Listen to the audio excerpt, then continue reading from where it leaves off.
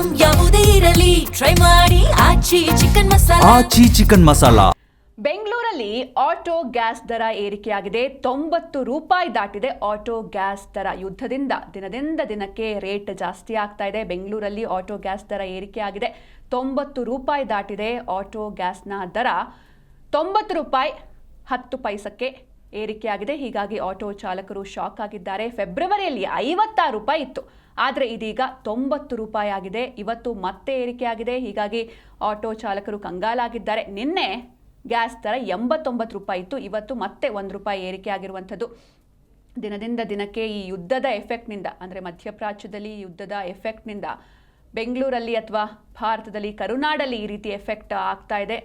ಬೆಂಗಳೂರಲ್ಲಿ auto gas ದರ ಏರಿಕೆಯಾಗಿದೆ. 90 ರೂಪಾಯಿ ದಾಟಿದೆ ಆಟೋ ಗ್ಯಾಸ್ ದರ.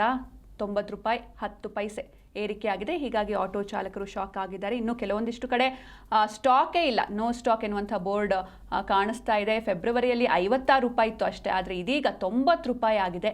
ಹೀಗಾಗಿ ಈ ರೀತಿ ದಿಢೀರಂತ ಏರಿಕೆ ಕಂಡಿರೋದ್ರಿಂದ ಆಟೋ ಚಾಲಕರು ಕಂಗಾಲಾಗಿ ಹೋಗಿದ್ದಾರೆ. ನಿನ್ನೆ ತಾನೇ 89 ರೂಪಾಯಿ ಇತ್ತು, ಇವತ್ತು ಆಲ್ರೆಡಿ 1 ರೂಪಾಯಿ ಹೆಚ್ಚಳವಾಗಿದೆ. ಇನ್ನು ಫೆಬ್ರವರಿ 28ಕ್ಕೆ 59 ರೂಪಾಯಿ ಇರುತ್ತೆ. ಮಾರ್ಚ್ 1ನೇ ತಾರೀಕು ಅಷ್ಟೊತ್ತಿಗೆ 64 ರೂಪಾಯಿ ಆಯಿತು. ಮಾರ್ಚ್ 5ಕ್ಕೆ 69 ರೂಪಾಯಿ ಆಯಿತು. ಮಾರ್ಚ್ 7ಕ್ಕೆ 75 ರೂಪಾಯಿ ಆಗುತ್ತೆ. ಮಾರ್ಚ್ 9ಕ್ಕೆ 85 ರೂಪಾಯಿ ಆಗಿತ್ತು. ಮಾರ್ಚ್ 10ಕ್ಕೆ ಅಂದರೆ ಮೊನ್ನೆ 89 ರೂಪಾಯಿ ಇತ್ತು. ಮಾರ್ಚ್ 11ರ ವೇಳೆಗೆ 90 ರೂಪಾಯಿ ಆಗಿದೆ.